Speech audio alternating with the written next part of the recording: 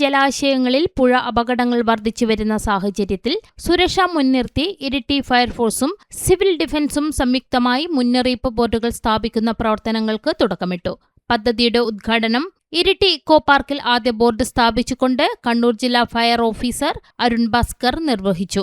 Iritty station officer T O. Unnikrishnan അധ്യക്ഷത വഹിച്ച ചടങ്ങിൽ Iritty civil defence deputy post warden K B. Unmesh സ്വാഗതം പറഞ്ഞു. മുൻപ് അപകടങ്ങൾ നടന്ന സ്ഥലങ്ങൾ, ഒഴുക്ക് കൂടുതലുള്ള കയങ്ങൾ, മറ്റ് അപകട സാധ്യതാ മേഖലകൾ എന്നിവ തിരിച്ചറിഞ്ഞാണ് സന്ദർശകർക്ക് ജാഗ്രതാ നിർദ്ദേശം നൽകുന്ന ബോർഡുകൾ സ്ഥാപിക്കുന്നത്.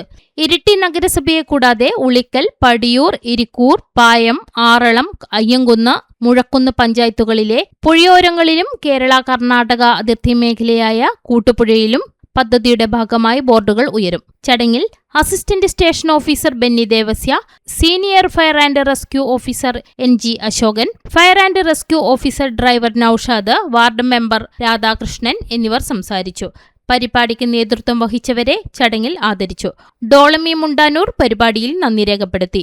തുടർച്ചയായി ഉണ്ടാകുന്ന പുഴ അപകടങ്ങളിൽ വിലപ്പെട്ട ജീവനുകൾ പൊഴിയുന്നത് തടയാനും വിനോദസഞ്ചാരികൾക്കും നാട്ടുകാർക്കും കൃത്യമായ സുരക്ഷാ അവബോധം നൽകാനുമാണ് ഫയർഫോഴ്സ് ഈ ദൗത്യത്തിലൂടെ ലക്ഷ്യമിടുന്നത്.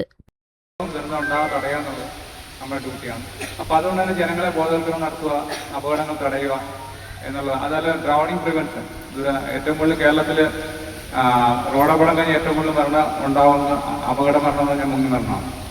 ഏകദേശം 1500-2000 പേര് ഒരു വർഷം കേരളത്തിൽ മുങ്ങി മരിക്കുന്നുണ്ട്.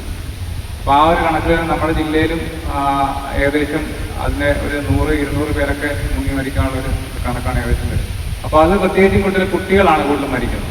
അന്നപ്പോൾ പ്രത്യേകിച്ച് സ്കൂൾ തലത്തിലുള്ള കുട്ടികളും, അത് 15 വയസ്സിനൊക്കെ താഴെ അല്ലെങ്കിൽ പരമാവധി 18 വയസ്സിന് താഴെയുള്ള കുട്ടികൾ. അപ്പോൾ അത് തടയാൻ വേണ്ടിയുള്ള സംഭവങ്ങൾ ഇതാണ് നമ്മൾ ചെയ്യുന്നത്.